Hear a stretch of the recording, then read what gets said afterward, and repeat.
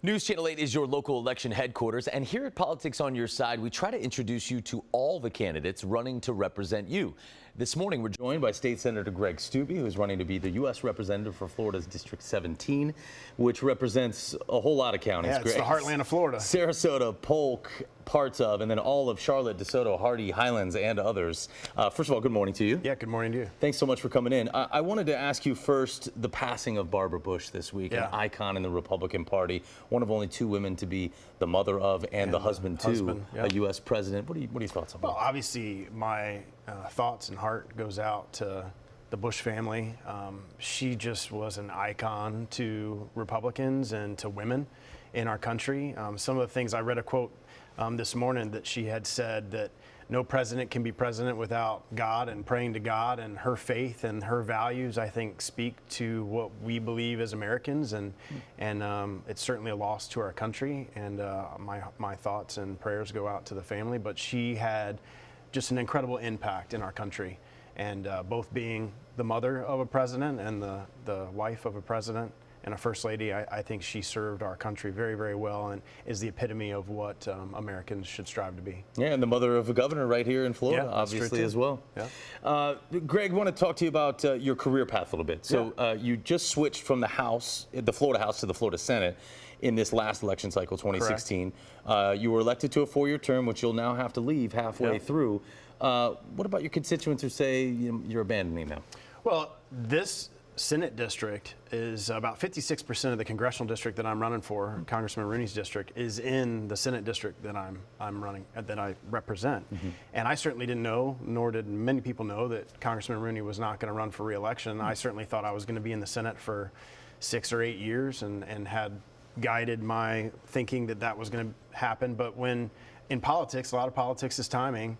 And when things happen, especially for a congressional seat, you have to take an opportunity when it's presented to you, because there's no term limits at the federal level. So a lot of congressmen stay there for a period of time. I certainly support term limits at the federal level, but I think it's something that is an opportunity. And with my background in service, I mean, I've always served my country in the state of Florida.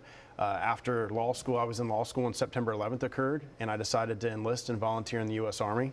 I served 5 years on active duty, served in Operation Iraqi Freedom, and it was an honor to serve our country, and then came back and wanted to continue to serve, but in a different way. And I served in the House for 6 years, and then served in the state Senate these last 2 years. And I think we need people who have seen what we've done in the state level. So I've been in the legislature for 8 years, and in those 8 years, we've cut $10 billion in taxes. We put $3 billion in reserves. We've balanced our budget every single year. And I think that's the type of ideology and conservatism that we need at the federal level. I mean, Washington just passed and Congress just passed a $1.3 trillion bill, added $1 trillion to our debt. And that's something that we don't do at the state of Florida. And I think it's that type of leadership that we need to have at the federal level. How do you marry that up as well? I mean, that is kind of a frustration, I think, for a lot of conservatives, because they say, look, we're controlling both houses, and we've got the White House, and we just passed this massive tax cut that's going to detrimentally impact our deficit and moving forward. Most conservatives in Congress voted against that spending bill because of that.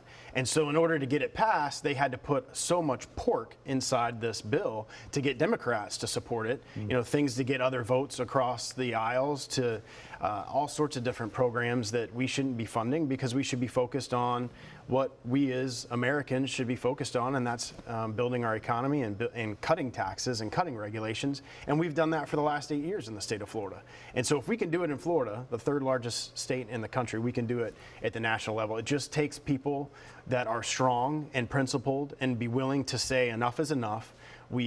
Washington is broken, and we need to go up there and have people go up there that are willing to fix it. Is it possible to pass a balanced budget amendment to make that happen every year? I 100% support that. Vern Buchanan has had that bill for a couple of years. I think that is the first step in getting to a point where we can say, okay, now our hands are tied and we can't spend more than we're bringing in. And I think that's a good first step. But we really need more conservatives that are willing to go up there and make the tough decisions. When I first got elected, We had to cut my first 2 years, and I was in the House, and I sat on appropriations committees. We had to cut $6 billion in taxes because in Florida we balance our budget every year. So if we didn't have enough income to cover our expenses, we had to cut, and we had to make tough choices and tough decisions on what we cut out of $6 billion of an 80-something billion dollar budget, but we did it. And we have a triple A bond rating in the state of Florida because of it. We have reserves because of it. And if you look at the unemployment rate is an all-time low, all these different factors that make Florida one of the best states, if not the best state in the country, for businesses and for people to live, work, and play. And I think that's that example that we need that type of leadership in Washington. What else will you champion when you get there if you were to win? What other bills would you introduce? What's important? Well, you know, being a military veteran, being a veteran of Operation Iraqi Freedom, being a disabled veteran, and having seen the real problems that we have in the VA, I think we need somebody with that type of background, both from a national security standpoint, to be able to give Trump the type of advice that he needs coming from people who have been and served overseas on national security, on things that we can do to fix the VA. There are so many things that I think we can do as a country to get better medical care for our veterans and at the same time save billions of dollars in taxpayer dollars. You are a U.S. Army veteran. Thank you for your service. Thank you. Infantryman as well as the JAG attorney. This was something that happened recently. Obviously, if President Trump were to come to you and say, I would like your support on a resolution to go to war against Syria, would you vote yes or no? Well, I think the steps that the president have made have been very, very strong. You have a leader in Assad that is killing his own people. And we as a country can't allow innocent people and children. I mean, you've probably seen the photos. We've all seen the photos of these children that have been gassed by Assad's regime. And Iran is help funneling that through things that the Obama administration did in funneling $150 billion to Iran. And now they're using that money to fund terrorism. And those are the kind of things that having someone like myself with my type of military background to be able to support the president on the decisions that he makes and give him advice as to the way things work in the Middle East, I think is very important. I'm going to pin you down, Greg, though. Yes or no? Would you vote to go to war against Syria?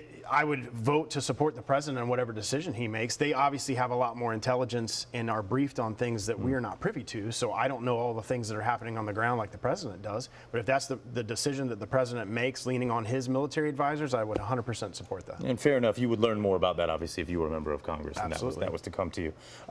You sponsored the bill that would make daylight saving year-round here in Florida. Is that something you're going to introduce in Congress? Well, yes. And what's crazy is the amount of feedback that we got from Floridians on that bill. I filed probably more than almost anything except for the Parkland bills. Absolutely, 100%. And it's kind of interesting. I mean, I think that the whole country should be on one time and we don't go back and forth. And what's interesting is this all came to me.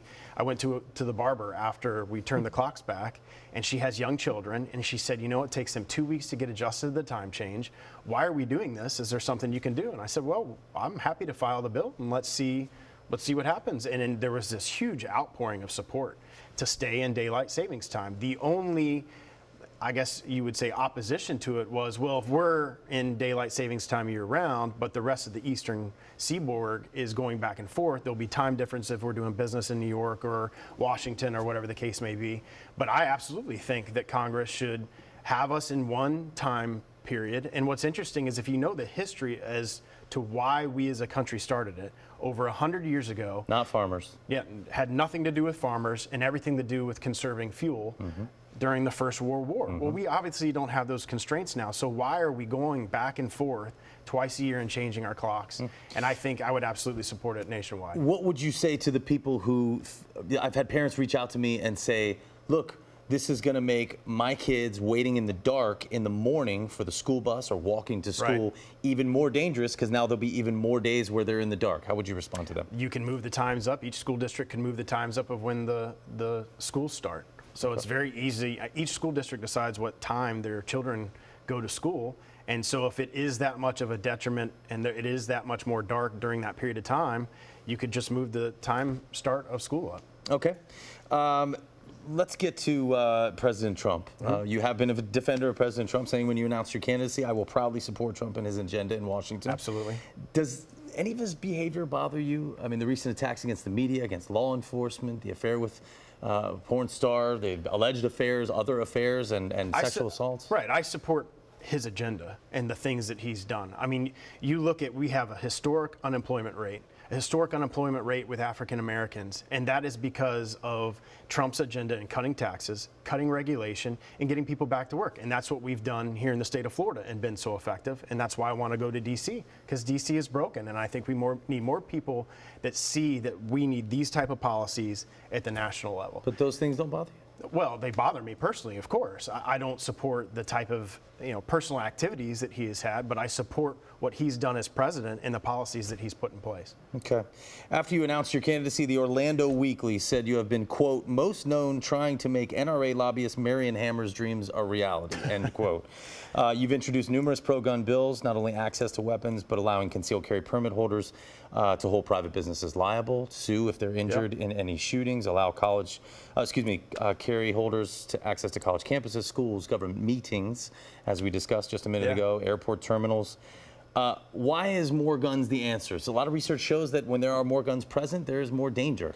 There is, well, and I'll tell you another fact. In the state of Florida, we've had concealed carry for almost 29, 30 years now. And in that period of time, if you look statistically at how likely it is for a concealed license permit holder to commit a misdemeanor or felony compared to a law enforcement officer, concealed license permit holders are 8 to 10 times less likely to commit a crime than a certified law enforcement officer. So if you're comfortable with a law enforcement officer wearing a uniform and carrying a gun, you should be 8 to 10 times more comfortable with a licensed concealed permit carry holder carrying a gun. You will not find a stronger supporter of the Second Amendment in the state of Florida than me. All of the bills that you just mentioned. I think if you look at the shootings, the mass shootings that we've had in the state of Florida, they all only have one thing in common. And that one thing in common is that every single one of the mass shootings have occurred in a gun-free zone. And a lot of the bills that I've put forward has been to eliminate gun-free zones, to allow law-abiding citizens who have a concealed carry permit, who've gone through all the necessary background checks and training to carry in defense of themselves and others. And I don't think that we as Americans and we as Floridians should have to hide behind a desk or a chair and wait for law enforcement to arrive. Last question for you, Greg. The bills passed in Florida will, after Parkland, will allow guns to be taken out of the hands of people who are deemed dangerous. How do you guarantee your constituents that their Second Amendment rights will still be protected? There are a lot of people who are upset about that and think that, people might come in and get their guns. And who's going to come get their guns? If someone is deemed to be dangerous, who's going to walk in the door and make sure they get all the guns out of that person's hands and home? I think we all agree that we do not want the mentally ill to have firearms and access to firearms. We all agree with that. And one of the reasons why I voted against this bill that was passed was because of this piece of it. There's no ability for the judge to decide things on the front end of taking your weapons. It's on the back end. And I think there's some real constitutional issues there. Not just your constitutional rights under the Second Amendment, but your constitutional rights under the Fourth Amendment. So under the bill that passed, if any law enforcement officer has any belief that you are going to be a harm to yourself or others, they can take your firearms. And then once they take your firearms and your ammunition, then you, let's say they Baker Act you and you have your psychological evaluation and they check you and you're fine and they release you, well, now all of your guns and firearms and ammunition is with law enforcement. Now you have to hire a lawyer, go before a judge, petition the court to get your property back. And I think that's terribly problematic. Allows law enforcement to take your property without a warrant and without probable cause. And everything under the Fourth Amendment is allowing individuals that protection so that there must be probable cause and there must be a warrant to take your property. And now we're allowing law enforcement under one person's determination, not having to do a check, to be able to take your firearms and your ammunition. And I think that's constitutionally problematic. All of us agree that we don't want mentally ill to get their hands on firearms. And let's figure out a way that we can do that. I don't know if this is going to accomplish that. State Senator Greg Steube, candidate for 17th District of Florida. Thank you very much for coming in. Thanks for having me. I really appreciate you being here. We'll be right back, folks.